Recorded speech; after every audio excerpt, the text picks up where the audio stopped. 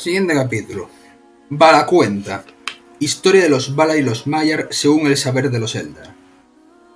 En el principio, Eru, el único, que en la lengua élfica es llamado Ilúvatar, hizo a los Ainur de su pensamiento, y ellos hicieron una gran música delante de él.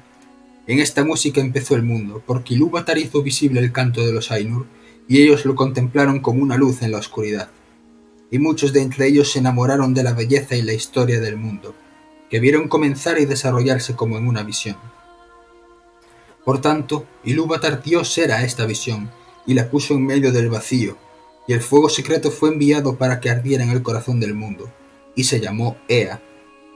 Entonces aquellos de entre los Ainur que así lo deseaban, se levantaron y entraron en el mundo en el principio del tiempo, y era su misión acabarlo y trabajar para que la visión se cumpliese. Largo tiempo trabajaron en las regiones de Ea, de una vastedad inconcebible para los elfos y los hombres, hasta que en el tiempo señalado se hizo Arda, el reino de la tierra. Entonces se vistieron con las galas de la tierra, y así descendieron y moraron. De los Valar. A los grandes de entre estos espíritus los elfos llaman Valar, los poderes de Arda, y los hombres con frecuencia los han llamado dioses. Los señores de los Valar son 7, y las Valier, las reinas de los Valar, son 7 también, teniendo un total de 14. Estos eran sus nombres en la lengua élfica, tal y como se la hablaba en Valinor, aunque tienen otros nombres en el habla de los elfos de la Tierra Media, y muchos y variados entre los hombres. Los nombres de los señores son estos, en el debido orden: Manwë, Ulmo, Aule, Orome, Mandos, Lórien y Tulkas. Y los nombres de las reinas son Barda, Yavanna, Niena, Este, Vaire, Vana y Nessa. Melkor ya no cuenta entre los Valar, y su nombre no se pronuncia en la tierra. Manwë y Melkor eran hermanos en el pensamiento de Ilúvatar. El más poderoso de los Ainur que descendieron al mundo era en un principio Melkor, pero Manwë era el más caro de corazón de Ilúvatar y el que comprende mejor sus propósitos. Se lo designó para ser, y en la plenitud de los tiempos, el primero de todos los reyes, señor del reino de Arda y regidor de todo lo que allí habita. En Arda, su deleite son los vientos y las nubes y todas las regiones del aire, desde las alturas hasta los abismos, desde los confines superiores del velo de Arda hasta las brisas que soplan en la hierba. Lo llaman Súlimo, señor del aliento de Arda. Ama a todas las aves veloces de alas vigorosas, y ellas vienen y van de acuerdo con lo que él ordene. Con Manwë habita Barda, la dama de las estrellas, que conoce todas las regiones de Ea. Demasiado grande es la belleza de Barda para que se la declaren las palabras de los hombres o de los elfos, pues la luz de Ilúvatar vive aún en su rostro. En la luz están el poder y la alegría de Barda. Desde las profundidades de Ea acudió en ayuda de Manwë, porque a Melkor lo conoció antes de la ejecución de la música, y lo rechazó, y él la odió, y la temió más que a todos los otros hechos por Eru. Manwë y Barda rara vez se separan y permanecen en Valinor. Los palacios se alzan sobre las nieves eternas, en el Oyolose, la más alta torre de Tarnicultil, la más elevada de todas las montañas de la tierra. Cuando Manwë asciende allí a su trono y mira enfrente, si Barda está a su lado, ve más lejos que otra mirada alguna, a través de la niebla y a través de la oscuridad, y por sobre las leguas del mar. Y si Manwë está junto a ella, Barda oye más claramente que todos los otros oídos el sonido de las voces que claman de este a oeste, desde las colinas y los valles, y desde los sitios oscuros que Melkor ha hecho en la tierra. De todos los grandes que moran en este mundo, a Barda es a quien más reverencian y aman los elfos. La llaman Elbereth, e invocan su nombre desde las sombras de la Tierra Media y la ensalzan en cantos cuando las estrellas aparecen.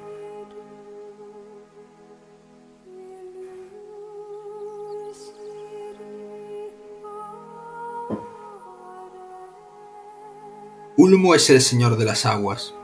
Está solo.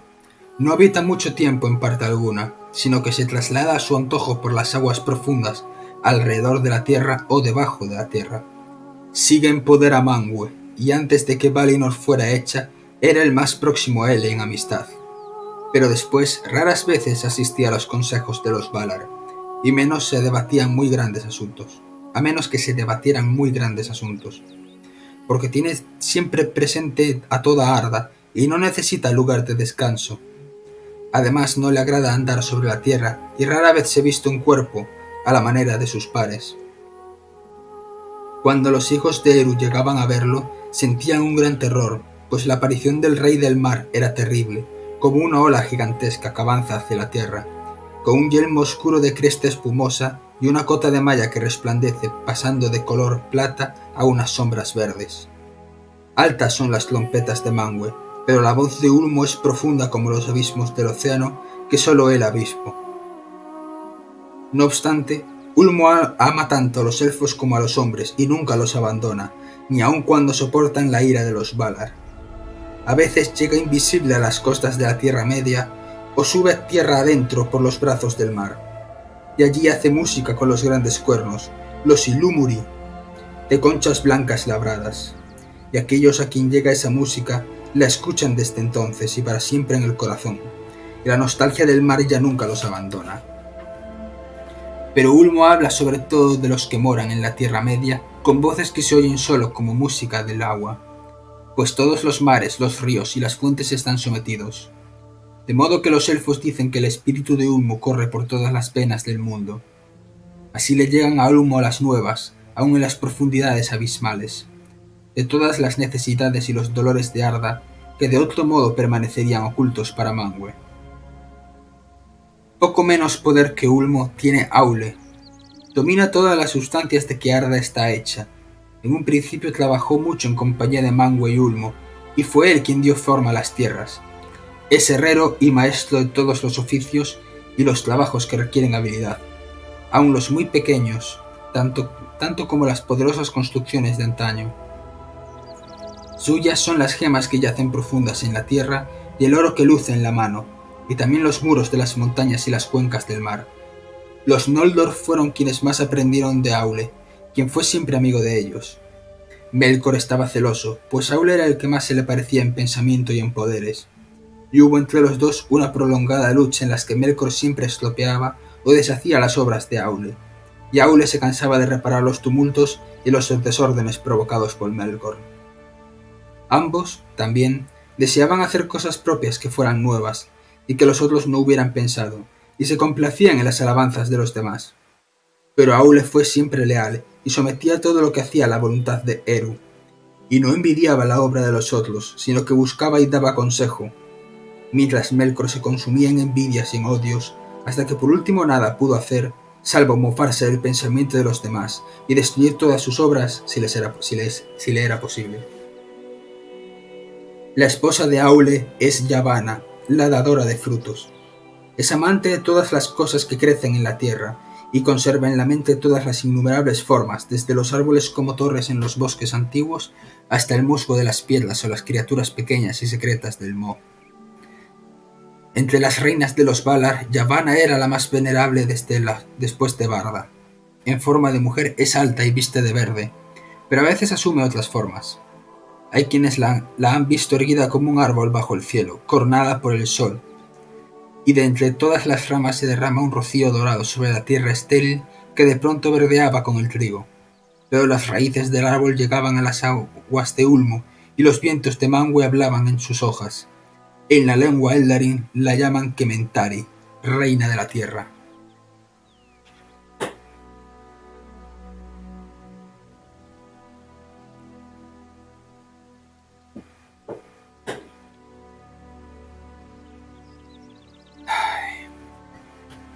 Los Fianturi, los amos de los espíritus, son hermanos y con mucha frecuencia responden a los nombres de Mandos y Lórien. Sin embargo, estos son los nombres de los sitios en los que habitan, y ellos en realidad se llaman Namo e Irmo. Namo, el mayor, habita en Mandos, en el oeste de Valinor. Es el guardián de las casas de los muertos, y convoca a los espíritus de quienes tuvieron una muerte violenta. No olvida nada, y conoce todas las cosas que serán, excepto aquellas que aún dependen de la libertad de Ilúvatar. Es el juez de los Valar, pero condena y enjuicia solo por orden de Manwë. Baire, la tejedora, es su esposa, que teje todas las cosas que han sido alguna vez en el tiempo en tramas de historias, y las estancias de mandos, más amplias a medida que transcurren las edades, se adornan con ellas. Irmo, el menor, es el patrono de las visiones de los sueños. De las visiones y los sueños. Los jardines de Irmo se encuentran en Lorien, en la tierra de los Valar, y es el más hermoso de todos los lugares del mundo, habitado por muchos espíritus.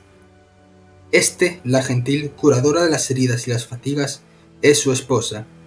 Gris es su vestido y reposo es su don. No camina durante el día, pero duerme en una isla en el lago de Lorelin, sombreado de árboles. Las fuentes de Irmo y calman la sed de todos los que moran en Valinor, y a menudo los mismos Valar acuden a Lorien y encuentran allí reposo y alivio de la carga de Arda. Más poderosa que es Niena, hermana de los Feanturi. Vive sola, está familiarizada con el dolor y llora todas las heridas que ha sufrido Arda por obra de Melkor. Tan grande era su pena mientras la música se desplegaba, que su canto se convirtió en lamento mucho antes del fin, y los sonidos de duelo se confundieron con los temas del mundo antes que éste empezase. Pero ella no llora por sí misma, y quienes la escuchan aprenden a tener piedad y firmeza en la esperanza. Los palacios de Niena se alzan al oeste del oeste en los límites del mundo, y rara vez viene a la ciudad de Valimar, donde todo es regocijo. Visita sobre todo los palacios de Mandos, que están cerca de los suyos, y todos los que la esperan en Mandos claman por ella, pues fortalece los espíritus y convierte el dolor en sabiduría. Las ventanas de su casa miran hacia afuera, donde los muros del mundo. El más grande en fuerza y en proezas es Tulkas, a quien llaman Astaldo el Valiente. Fue el último en llegar a Arda para ayudar a los Valar en las primeras batallas contra Melkor. Ama la lucha y los torneos de fuerza, y no monta a caballo, pues corre más rápidamente que todas las criaturas que andan a pie y no conoce la fatiga. Tiene el pelo y la barba dorados y la piel rojiza. Sus armas son las manos. Poco caso hace del pasado o del futuro, y no es buen consejero, pero sí un amigo intrépido. Su esposa es Neste, la hermana de Orome, y también ella es ágil y ligera de pies. Ama a los ciervos, y ellos van detrás de su séquito toda vez que ella se interna en las tierras salvajes. Pero los vence en la carrera, veloz como una flecha con el viento en los cabellos. La danza la deleita, y danza en Valinor y en los prados siempre verdes. Orome es un poderoso señor. Aunque no tan fuerte como Tulkas, es más terrible en cólera, mientras que Tulkas ríe siempre en el juego como en la guerra y luego a reír en las batallas antes que los elfos nacieran. Orome amaba la Tierra Media, la dejó de mala gana y fue el último en llegar a Valinor. Y en otro tiempo volvía a menudo al este por las montañas y regresaba con su ejército a las colinas y llanuras. Es cazador de monstruos y de bestias feroces, y encuentra deleite en los caballos y en los perros. Y ama a todos los árboles, por lo que recibe el nombre de Aldaron, y los Sindar lo llaman Tauron, el señor de los bosques. Nahar es el nombre de su caballo, blanco al sol y de plata refulgente por la noche. El gran cuerno que lleva consigo se llama Valaroma, y el sonido de este cuerno es como el ascenso del sol envuelto en una luz escarlata o el rayo que atraviesa las nubes. Por sobre todos los cuernos de su ejército se oyó a Valaroma en los bosques que Yavanna hizo crecer, en Valinor. Pues allí preparaba Orome a la gente y a bestias para perseguir a las criaturas malignas de Melkor. La esposa de Orome es Vana, la siempre joven, hermana menor de Yavanna. Las flores brotan cuando ella pasa y se abren cuando ella las mira, y todos los pájaros cantan cuando ella se acerca. Estos son los nombres de los Valar y las Valier, y aquí se cuenta brevemente qué aspecto tenían, tal como los Eldar los contemplaron en Aman. Pero aunque las formas que se manifestaron a los hijos de Ilúvatar parecieran hermosas y nobles, no eran sino un velo que ocultaba su hermosura y su poder. Y si poco se dice aquí de todo lo que una vez supieron los Eldar, no es nada en comparación con lo que ellos son en verdad, pues se remontan a regiones y edades que nuestro pensamiento no alcanza. Entre ellos 9 eran los más poderosos y venerables, pero uno fue eliminado y quedaron 8, los Aratar, los principales de Arda, Manwë y Barda, Ulmo, Yavanna y Aule, Mandos, Niena y Orome. Aunque Manwë es el rey y responsable de la lealtad de todos a Eru, son pares en majestad y sobrepasan sin comparación a todos los demás, Valar o Maiar o cualquier otro enviado por Ilúvatar a Ea. Ay.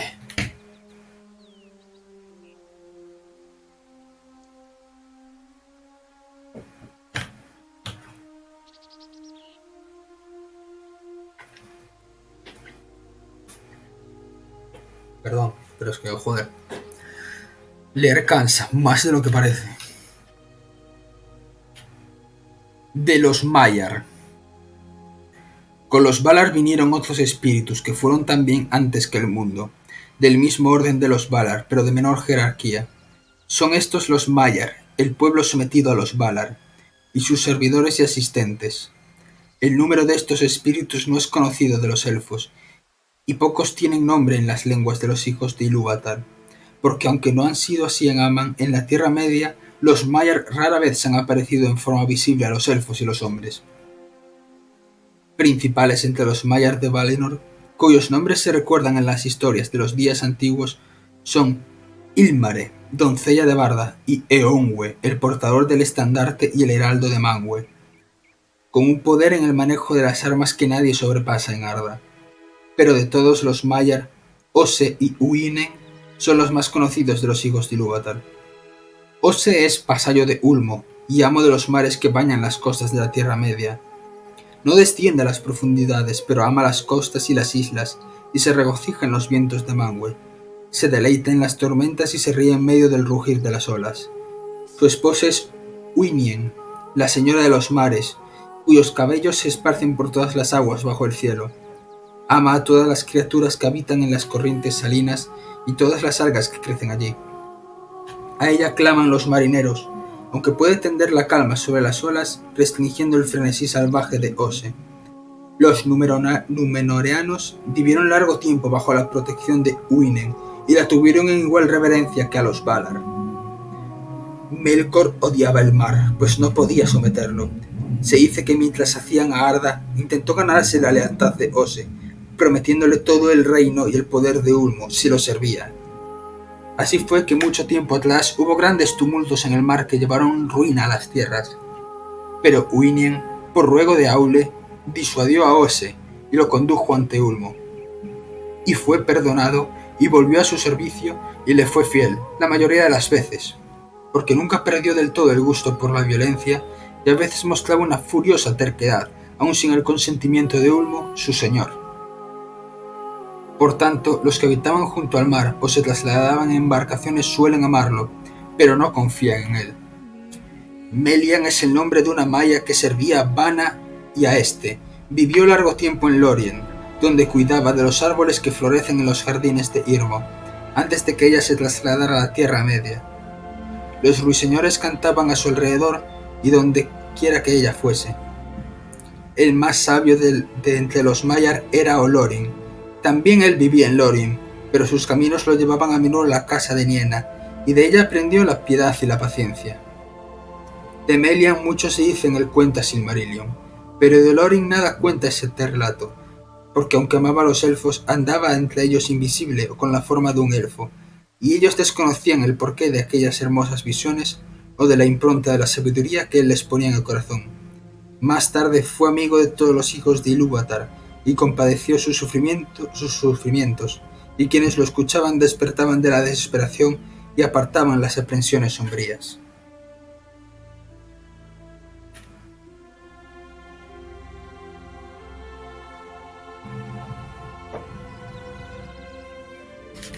De los enemigos. Último de todos se inscribe el nombre de Melkor, el que se hace en poder, pero ha perdido ese nombre a causa de sus propias faltas, y los Noldor, de que entre los elfos son los que más han sufrido su malicia, nunca lo pronuncian y lo llaman en cambio Morgoth, el enemigo oscuro del mundo. El gran poder le concedió Ilúvatar y fue coevo de Manwë. De los poderes y el conocimiento de todos los Valar tenía él una parte, pero los volcó en propósitos malvados y prodigó su fuerza en violencia y tiranía, porque codiciaba a Arda y a todo lo que había en ella, deseando el reinado de Manwë y tener dominio sobre los reinos de sus pares. Desde los días de esplendor, llegó por arrogancia a despreciar a todos los seres con excepción de él mismo, espíritu estéril e implacable. Cambió el conocimiento en artes sutiles para acomodar torcidamente a su propia voluntad todo lo que deseaba, hasta convertirse en un embustero que no conocía la vergüenza.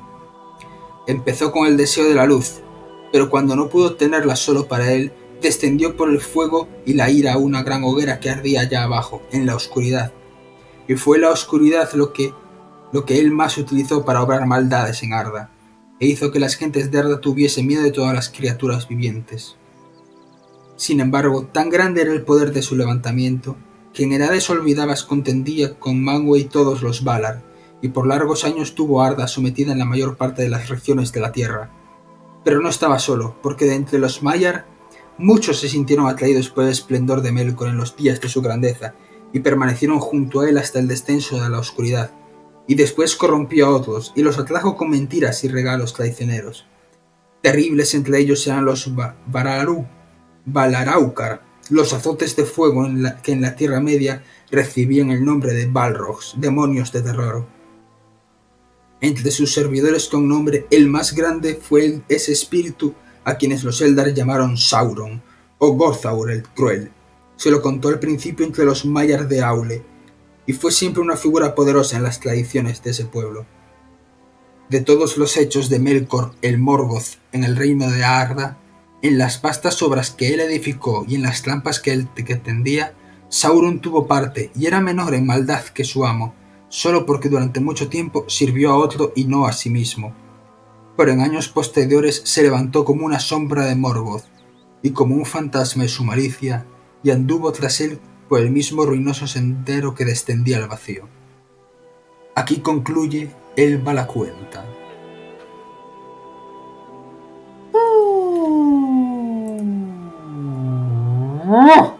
Madre mía, cómo cuesta leer, joder. Ya voy a finalizar la grabación.